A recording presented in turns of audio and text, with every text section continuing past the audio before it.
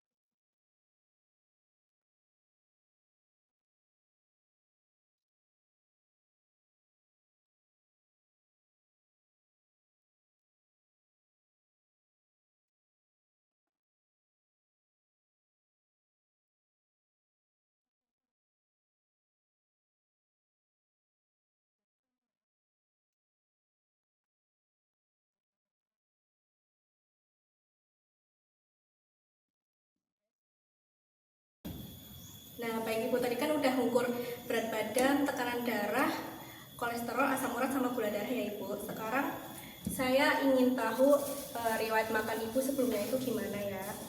Nah, sekarang nanti Ibu tinggal jawab aja. Ini saya mau tanya mengenai satu hari kemarin itu Ibu makan apa aja dari pagi sampai tidur. Nah, sebentar ya, ini saya isi identitasnya dulu.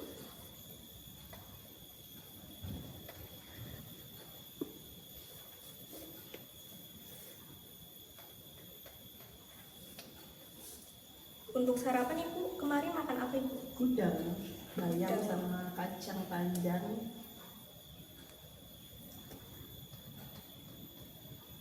tempe goreng sama ayam goreng.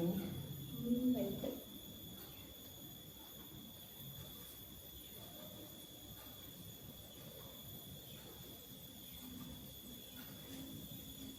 Untuk karbohidratnya Ibu makan apa enggak? Nasi atau Nasi makan. oh, nasi. Jadi nasi pakai gudangan ya?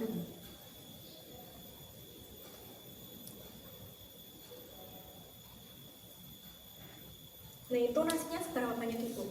Satu centong apa dua 2 centong. Oh 2 centong.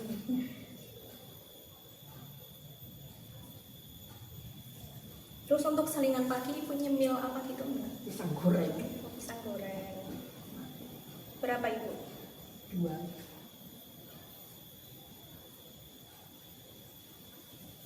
Untuk makan siang Sama nasi sama gudangan juga. Tempe, ayam, tempe ayam.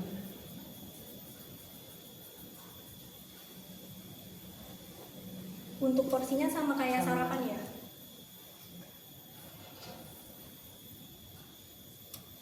Untuk selingan sore Ibu nyemil sesuatu nggak? Roti sama roti. Roti. Berapa Ibu? Satu potong. Untuk makan malam Enggak makan. atau nyemil mie gitu? Ya, Oh mie ya? Ya. Mie goreng kuah. apa mie rebus? Oh mie kuah. Satu ya Ibu? 1. Itu doang apa ada yang lain? Enggak ada. Nah ini udah. Sekarang saya ingin tahu pola makan Ibu selama 1 bulan terakhir. Nanti Ibu cuma nyebutin berapa kalinya aja. Tuh. Untuk beras putih kayak nasi itu 1 hari Ibu konsumsi berapa kali? Paling seringnya 2 kali. 2 kali per itu 2 sampai 3 kali. Kentang Kentang enggak. mungkin 1 minggu sekali apa 1 bulan sekali? 1 bulan sekali. 1 bulan sekali ya. Untuk mie itu berapa sering? 2 minggu sekali. 2 minggu sekali. Tepung terigu mungkin kayak gorengan gitu Seminggu 3 kali. seminggu 3 kali ya.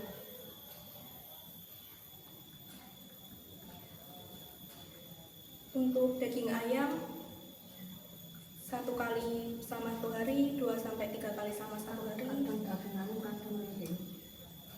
Untuk daging ayam berapa Ibu? Kadang 1 kali 1 minggu. 1 kali 1 minggu. Daging sapi 1 bulan sekali apa enggak pernah? Enggak pernah. Oh ya. 1 kali sekali. Untuk telur ayam Ibu, ini yang paling sering. Apa 1 kali per hari? Bisa juga 1 kali 1 sehari. kali per hari ya. Untuk ikan lele seberapa sering Ibu? Ya, 1 minggu sekali. 1 minggu sekali. Ikan pindang Ibu? Iya sama. 1 minggu sekali apa 3 kali per minggu? 1. Tapi Ibu suka makan ikan asin gitu nggak? Iya kadang-kadang. Baik Ibu. Kalau hati ayam gitu Kadang-kadang ya. berapa? Ya mungkin 1 minggu sekali. Minggu sekali ya. Ikan teri 1 minggu sekali kan sekali.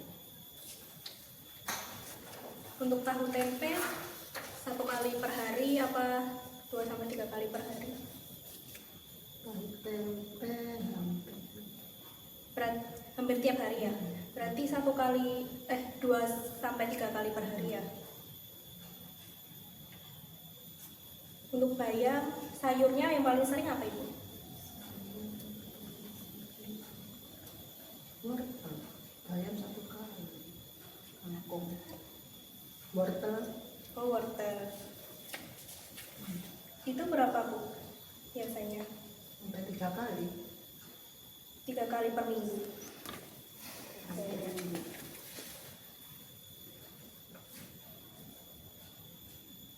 Untuk kangkung, Kangkung 1 kali seminggu. 1 kali seminggu. Kalau kacang panjang, terus bunga kol, pepaya muda, Ya 1 kali seminggu. untuk buahnya Ibu sering makan buah nggak? Makan Makan. Untuk pisang berapa kali biasanya? seminggu kadang 2 kali. Seminggu 2 kali ya. Nah,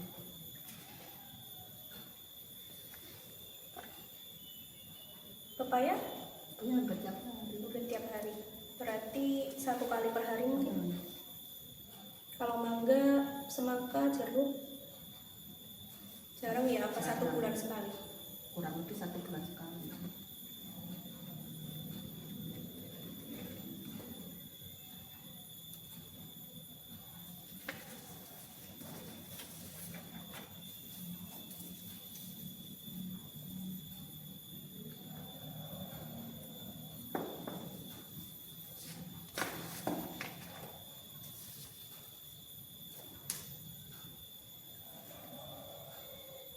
Nah, baik Ibu, sekarang kita lanjut ke diagnosis ya Ibu.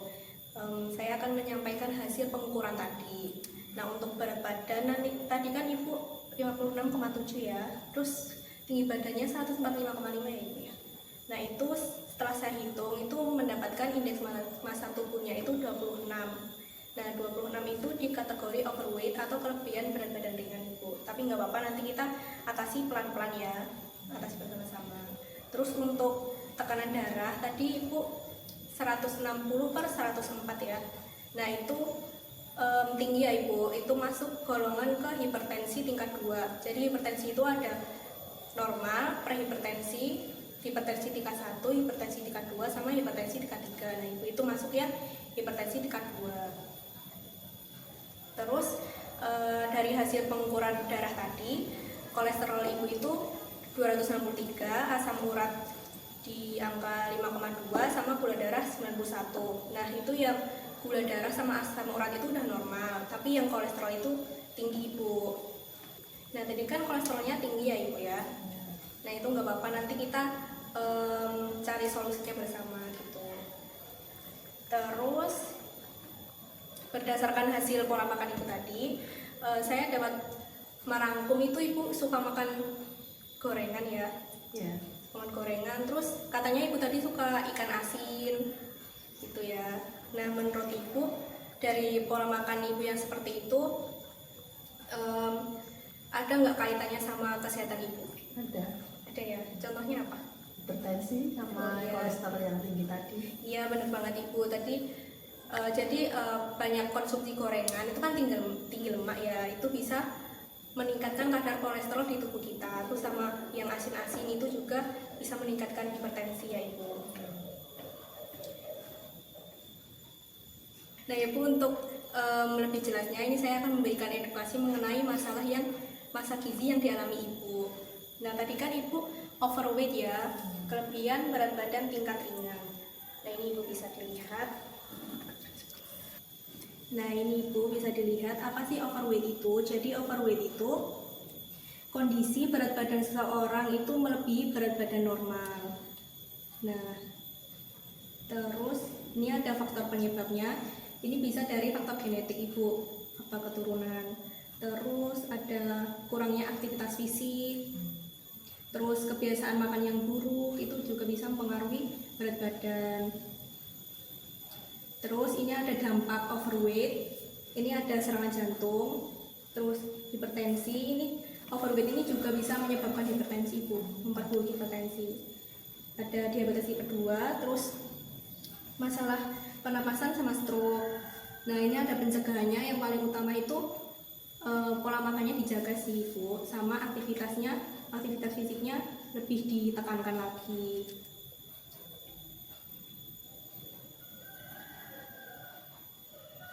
Nah, terus ini ada pedoman isi piringku. Ibu pernah dengar 4 sehat 5 sempurna nggak? Pernah.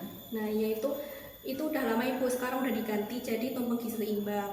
Nah, kalau tumpeng gizi seimbang itu kalau dispesifikkan lagi itu bisa ini jadi pedoman isi piringku. Jadi pedoman isi piringku itu memberitahu apa sih yang harus ada di piring kita selama kita makan gitu. Nah, ini makanan pokok itu harus jumlahnya itu 2/3 dari setengah piring, jadi segini kira-kira ya. Terus sayuran itu jumlahnya sama makanan pokok 2/3 dari setengah piring. Terus kalau lauk itu sepertiga dari setengah piring sama buah-buahan. Jadi dalam satu piring itu harus ada makanan pokok, sayur, buah sama lauk pauk. Nah, Ibu biasanya apa isi piringnya? Ya nggak ada buah ya? Buah nggak ada. Oh ya Bu. Kalau sayur? Sayur ada. Nah, Ibu tadi kan juga hipertensi ya. Jadi hipertensi itu nama lainnya tekanan darah tinggi. Jadi tekanan darah tinggi itu suatu peningkatan tekanan darah di dalam pembuluh darah Ibu. Nah, ini ada kategorinya. Jadi Ibu tadi kan 163/104 ya. Nah, itu masuk ke hipertensi tingkat 2. Nah, ini gejala hipertensi biasanya itu sakit kepala, terus jantung berdebar-debar, gelisah, penglihatan kabur, sama mudah lelah. Nah, Ibu biasanya mengalami yang mana? Apa yang jantung berdebar-debar Oh, itu? ini ya. Kalau pusing kadang-kadang. Nah, terus ini ada pencegahan hipertensi Bu. Ini bisa disingkat jadi CERDIK. C-nya itu cek kesehatan secara rutin. Jadi kita tuh harus cek tekanan darah kita secara rutin gitu. Ada enyahkan asap rokok, jauh dari asap rokok, terus rajin aktivitas fisik, diet seimbang, istirahat cukup, sama kelola stres. Kalau Ibu istirahatnya udah cukup belum? Belum ya? Ya. Mungkin lain kali sering-sering istirahat ya Ibu. Ya. Nah, tadi kan kolesterol Ibu kan juga tinggi ya. Jadi sebenarnya tubuh kita itu udah memproduksi kolesterol Ibu. Jadi kalau kita makannya nggak dijaga, makanan berlemak terus, itu tuh kadar kolesterol di tubuh kita itu tinggi gitu. Nah, ini ada penyebab kolesterol tinggi ya Ibu. Penyebab kolesterol tinggi yang paling utama itu ini Bu, konsumsi makanan yang tinggi lemak, kayak keju, telur, goreng-gorengan gitu. Sama juga kalau kita kurang berolahraga atau beraktivitas itu bisa jadi penyebab kolesterol tinggi. Nah, jadi ini nilai normal kolesterol yaitu baiknya itu di bawah 200. Tadi Ibu 200 lebih ya, 260-an. Nah, itu termasuk tinggi Ibu. Nah, ini ada 6 ciri-ciri fisik kolesterol tinggi itu. Yang pertama, tangan dan kaki itu gampang pegal. Terus sering kesemutan, nyeri di sekitar dada kiri, muncul benjolan lemak di kulit atau kelopak mata, sering pusing, sama kepala belakang leher dan pundak itu terasa kaku. Ibu apakah pernah merasakan dari salah satu ini? Pernah. Yang mana Ibu? Kepala belakang leher pundak terasa kaku. Berarti itu tanda kolesterol tinggi ya Ibu ya. Nah, ini ada dampak kolesterol terhadap kesehatan itu hipertensi Ibu. Jadi masalah gizinya Ibu itu saling berkaitan gitu. Jadi kolesterol itu juga bisa menjadi dampaknya hipertensi gitu. Terus ada nyeri dada, penyakit arteri perifer, begitu. Nah, ini ada pencegahan kolesterol. Yang pertama itu pola makannya itu dijaga yang sehat-sehat aja, kurangi konsumsi lemak, terus menurunkan berat badan berlebih. Jadi penurunan berat badan itu juga bisa berdampak sama kadar kolesterol di tubuh kita. Terus berolahraga secara rutin. Nah, kuasai. Itu edukasi dari saya ya Ibu, Ya. untuk masalah gizi yang dialami Ibu.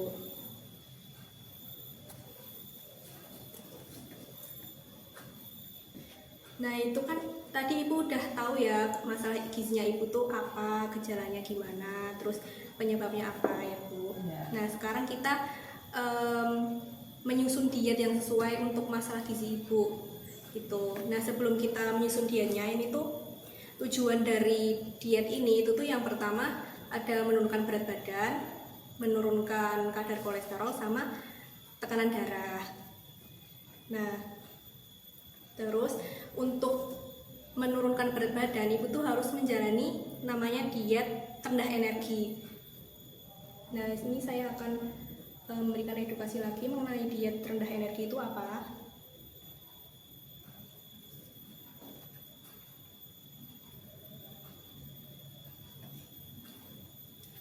Nah ini Ibu. Jadi diet rendah energi itu tuh ditujukan kepada klien yang memiliki berat badan lebih. Nah itu tuh tujuan dari diet ini itu tuh menurunkan berat badan secara bertahap hingga mencapai berat badan normal. Prinsip dietnya itu yang pertama ada energi rendah untuk menurunkan berat badan sebanyak 0,5 kg per minggu. Asupan energi dikurangi sebanyak 500 sampai 1000 kilokalori per hari secara bertahap dari kebiasaan makan. Terus karbohidratnya itu ada 55% dari kebutuhan energi total, protein 15-20%, lemak 20-25%, dan sama serat tinggi kayak sayuran, buah gitu Ibu. Nah ini ada bahan makanan yang dihindari sama dianjurkan. Intinya itu kalau diet rendah energi itu Ibu mengurangi makanan yang tinggi kalori kayak kue manis, terus gula-gulaan gitu yang tinggi energi itu harus dikurangi Ibu. Nah ini juga ada tips sukses menjalankan diet. Itu salah satunya ada hindari ngemil. Apa Ibu sering ngemil? Sering. Oh sering ya. Terus nah ini ada banyak minum air putih 10-12 hari. 10-12 gelas per hari. Nah, itu minimalnya itu 8 gelas per hari, Ibu. Biasanya Ibu minum seberapa banyak? Paling 6 gelas sehari. 6 gelas ya. Nah, itu bisa ditingkatkan Ibu untuk minum air putihnya. Terus kan tujuan yang kedua tadi ada menurunkan kadar kolesterol ya, Ibu. Nah, untuk menurunkan kadar kolesterol, Ibu tuh harus melakukan diet rendah lemak. Nah, diet rendah lemak itu apa sih? Diet rendah lemak itu diet yang bertujuan untuk menurunkan kadar kolesterol dengan mengurangi asupan lemak yang berminyak gitu Ibu, makanan yang berminyak. Jadi itu harus dikurangi. Jadi prinsip dietnya itu ada ini. Yang perlu di-highlight itu lemak itu diutamakan jenis lemak tak jenuh. Itu tuh kayak sumbernya dari ikan-ikan gitu, sama alpukat gitu. Terus ini ada bahan makanan yang dianjurkan dan dihindari. Intinya itu bahan makanan yang harus dihindari itu bahan makanan yang tinggi lemak kayak goreng-gorengan gitu-gitu, terus daging yang berlemak. Nah Ibu tadi sering konsumsi telur ya? Ya. Nah itu juga harus dibatasi Ibu, soalnya itu bisa meningkatkan kadar kolesterol juga. Mungkin dalam 1 minggu cuman boleh 2 butir gitu. Terus untuk cara memasaknya itu bisa dipepes, dikukus, ininya yang selain digoreng biar kandungan lemaknya itu rendah. Nah tadi kan juga Ibu ada hipertensi ya. Untuk menurunkan tekanan darah itu harus menjalankan diet rendah garam. Nah jadi diet rendah garam itu yaitu mengurangi asupan garam. Tadi kan Ibu hipertensi stage 2 ya. Nah itu pakainya diet rendah garam 2. Nah dalam diet rendah garam 2 itu dalam 1 hari itu hanya boleh mengonsumsi garam itu 2 gram atau setengah sendok teh. Nah, jadi pasti ibu mikirnya kayak rasanya tawar gitu ya. Iya. Nah, itu bisa diakali dengan bumbu alami kayak gula merah, gula pasir, bawang merah, bawang putih, jahe, kencur, salam, dan bumbu lain yang tidak mengandung garam. Nah, ini ada bahan makanan yang dianjurkan sama yang dihindari. Intinya itu makanan yang tinggi garam kayak ya kecap itu juga tinggi garam loh ibu. Ya. Kayak biasanya ibu numis pakai kecap enggak? Pakai. Nah, itu harus dikurangi ya ibu. Terus kayak makanan yang diawetkan itu juga tinggi garam, jadi harus dihindari ibu.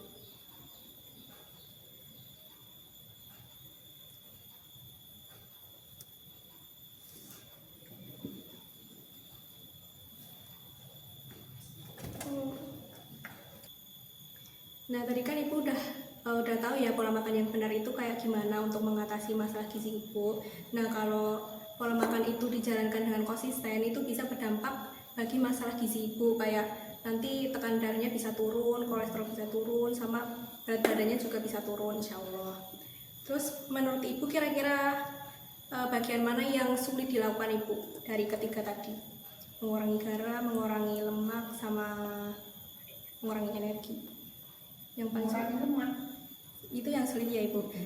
Tapi nggak apa-apa ibu, nggak perlu langsung sempurna gitu. Tadi bisa dijalankan dengan pelan-pelan, yang penting konsisten ibu.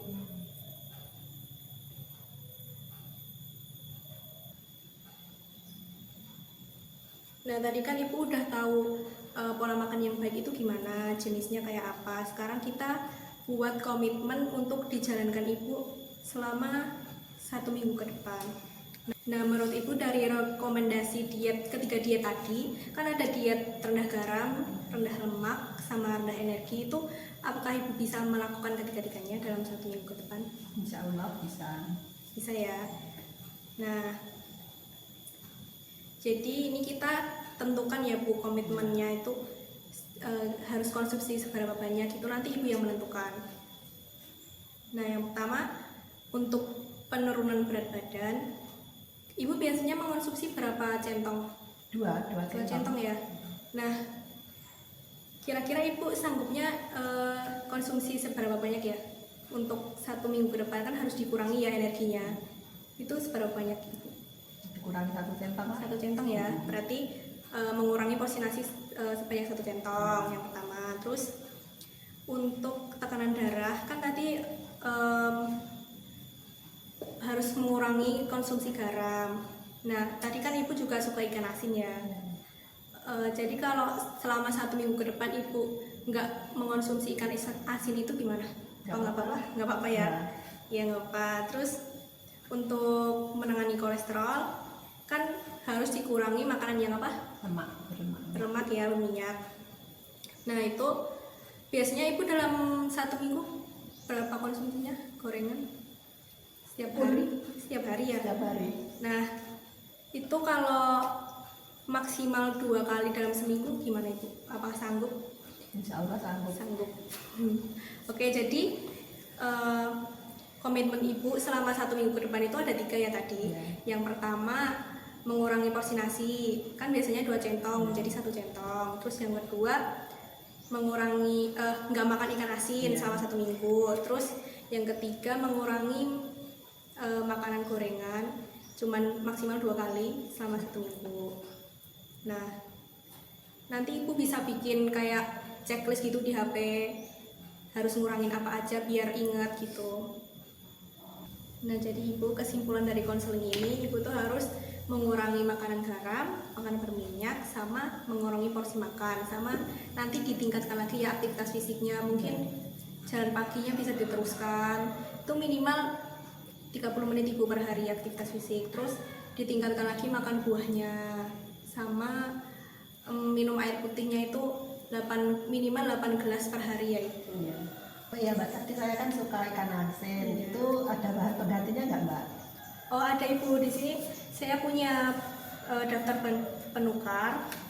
Nah ini nanti ibu tuh kan nggak boleh makan ikan asin ya. Nah itu bisa diganti sama ikan yang kandungan garamnya rendah kayak ikan lele, terus ikan tuna, ikan salmon kalau iya. Nah ini bisa dibawa pulang ibu, ini isinya daftar bahan penukar. Oke. Kasih. Iya.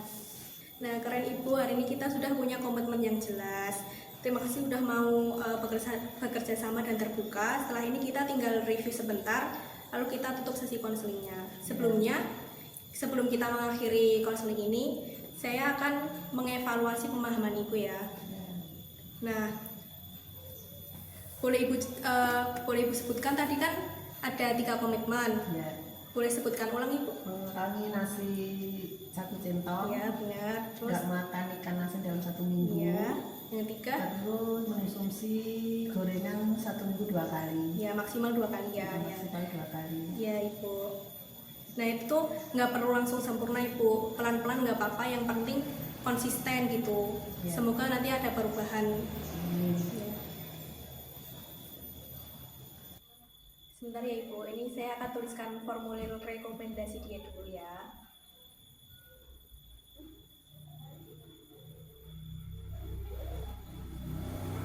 Nah ini ibu udah saya tuliskan. Jadi ini tadi ibu harus melakukan diet yang saya tulis di sini ya ibu. Ini bisa dibawa pulang biar ibunya nanti nggak lupa gitu. Kalau lupa bisa lihat di kertas ini ibu.